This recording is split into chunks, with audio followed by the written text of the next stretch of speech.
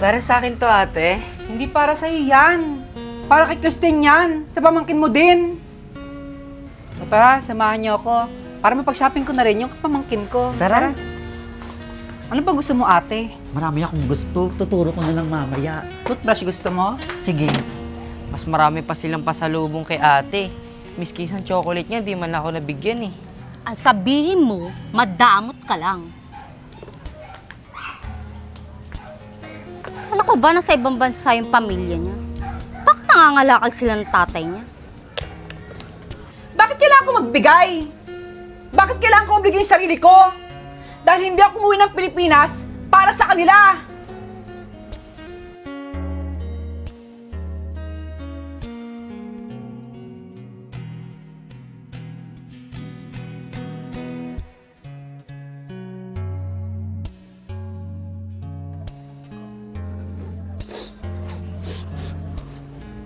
Nak, okay ka lang ba?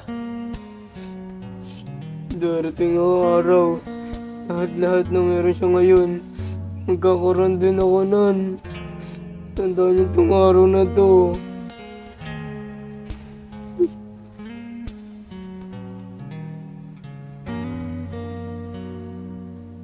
Ano ba nangyayari sa mga anak ko?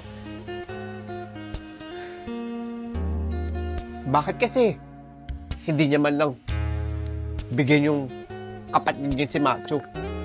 Okay lang naman kahit wala na ako eh. Kahit yung kapatid niya na lang. Bakit niya ginaganon yung kapatid niya? Buso niya naman kapatid yun eh.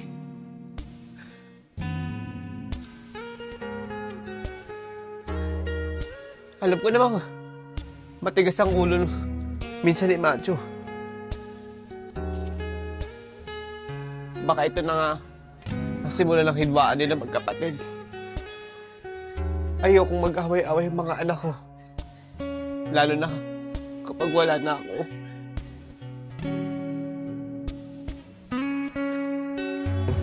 Ma, magbabayad na po ako ng tuition fee. Pangalawang semester ko na po kasi. Ano? Magbabayad na naman ako, Macho? Kada 6 ng buwan, bayad na bayad! Ang mahal naman ata ng pag-aaral mo na yan! Silbi, kausap mo, ma.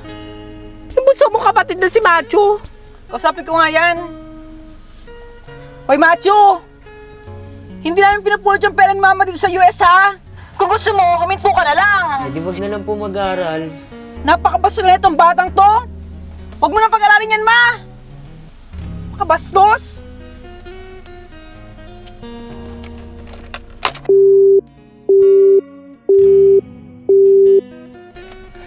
Halika na nga dun sa park, Nak. Basta tayo. Isang semester pa nga lang na babayaran ni mama eh. Nagre-reklamo na kaagad siya. Tsaka, bakit nagagalit sa akin si ate, Princess? Hindi naman siya nagpapaaral sa akin ah. Ay, nako. Ano nangyari sa saging ko? Sayang tong tanim ko. Napakalakas naman kasi ng hangin eh. Ay, Nak, may good news nga pala ang papa sa'yo. Uuwi na nga pala ang mama mo. After 20 years, makakasama ko na rin ang asawa ko. Talaga pa? Eh di makikita ko na rin si mama. Kahit na masama loob ko sa kanya. Kasi hindi niya ako pinagtapos ng pag-aaral. Pero okay lang yun. Naiusad ko naman yung sarili ko eh. Kapag tapos naman ako ng pag-aaral. Kasama nga pala ng mama mo, ang ate mo umuwi ng Pilipinas. Ay, uuwi na naman yung ate kong masamang ugali at madamot. Nak, tulungan mo na ako dito. Sige, Para tay. maitanim ko ulit. Sayang tong puno na to. Baka mamunga to, anak. Mga anak, nasaan na ba kayo? Naglalaro na naman kayo dyan. Bilisan nyo at bubuksan na doon ni Mama at Tita Princess nyo yung package. For sure, may pasalubong na naman tayong lotions, chocolates, toothpaste, at toothbrush. For sure, babangon na naman ako nito.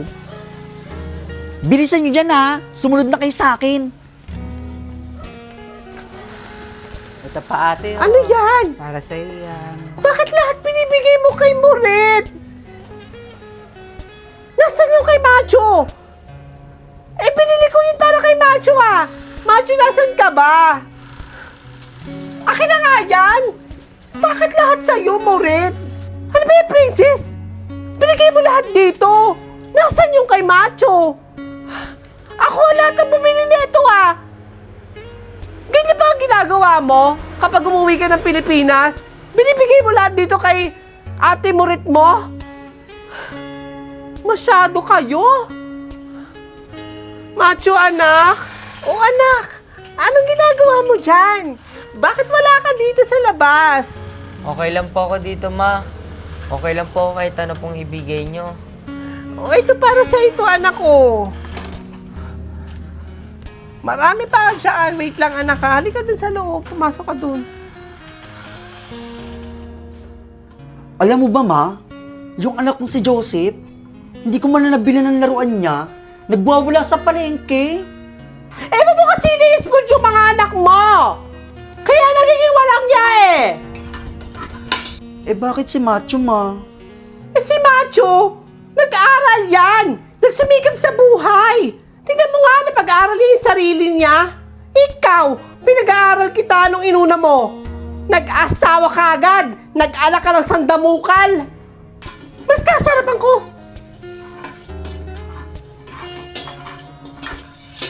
Ang bango niyan, ma. Ano yung luto nyo?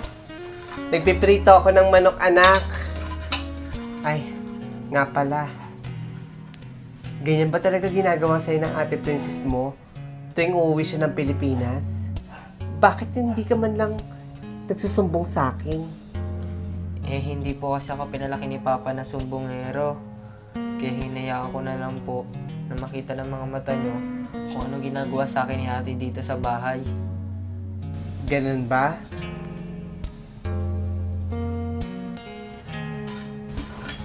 Hi, princess! Hi! Nakauwi ka na pala!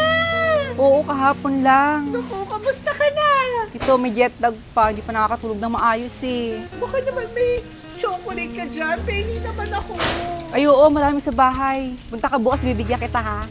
Sige, sige. Salamat. Bye! Bye-bye! Laasa, hindi ako umuwi ng Pilipinas para magbigay sa inyo ng pasalubong. Ano kayo, may patago?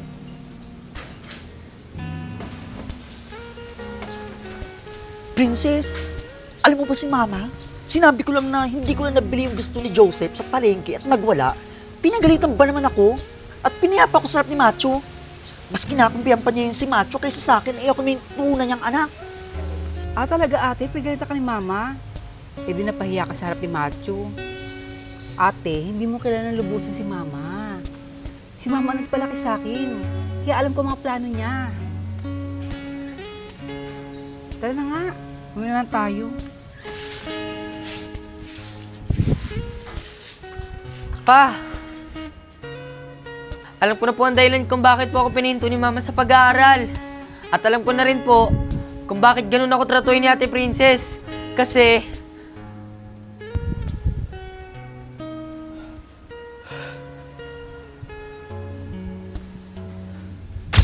Princess, mauuna ng ate ha. Maraming salamat sa pasalubong mo. Naku, ang dami kaya naman pasalubong nito. Uy, Moret! Daming pasalubong ha. Umuwi na ba si Princess? Oo. Pingin naman kahit isang chocolate dyan. Ano ka ba? Ilan nga lang yan eh. Ayun no, may nakita akong almond no. Pingi. Eh, Macho ka na lang humingi. Sa kanya binigay yung napakaraming chocolate at mga pabango. Mauna na ako sa'yo. Macho na nga lang ako hingi. Nasaan na kaya yung si Macho? Ate, patawag nga po.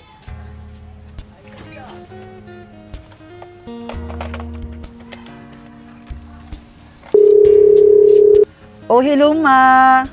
Kamusta na po kayo dyan? Ma, may sasabihin po pala ako sa inyo. Alam niyo ba yung anak niyo si Macho? Nababalitaan ko na nababarkada lang. Ma, Masasayang na yung perang pinapadala mo sa kanya, pampaaral niya. Kung ako sa inyo, ma, sa akin yun ibigay yung pera. For sure, hindi masasayang yun. O di kaya, pag-aralin niyo na lang po si Joseph. Kasi yung anak ko na yun, masipag mag-aral, mabait na bata, at laging may honor. Sigurado ako, ma, na hindi masasayang yung pera niyo sa kanya. Talaga po, ma? Salamat po. Mag-iingat po kayo sa US, ma, ha? I love you po. Makikitawag nga po ulit. Salamat po.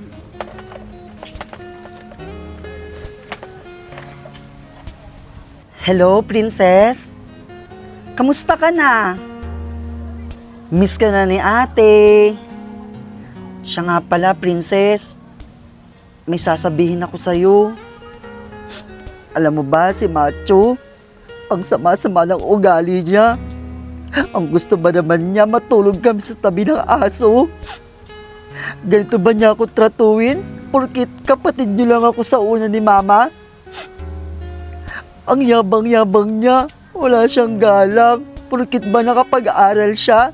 Tapos ako hindi. Gaganitohin niya lang ako. Talaga ba, princess? Tutulungan mo kami? Huwag na. Baka magkasira na kayo ng kapatid mo. Mag-iingat ka palagi dyan, ha? Miss na miss ka na ni ate. Ingat ka, bye-bye.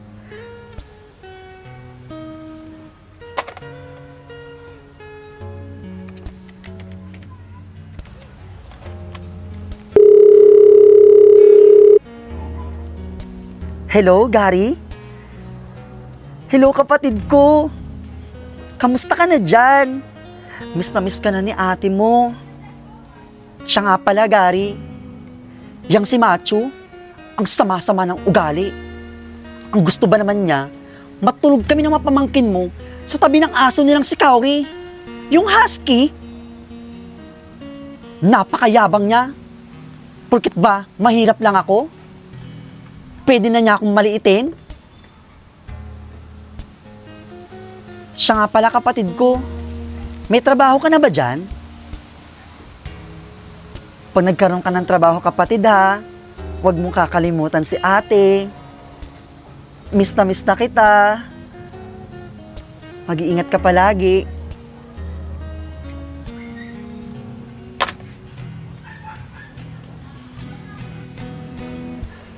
For sure, lahat ng padala ni Mama, ni Princess at ni Gary, sa akin mapupunta.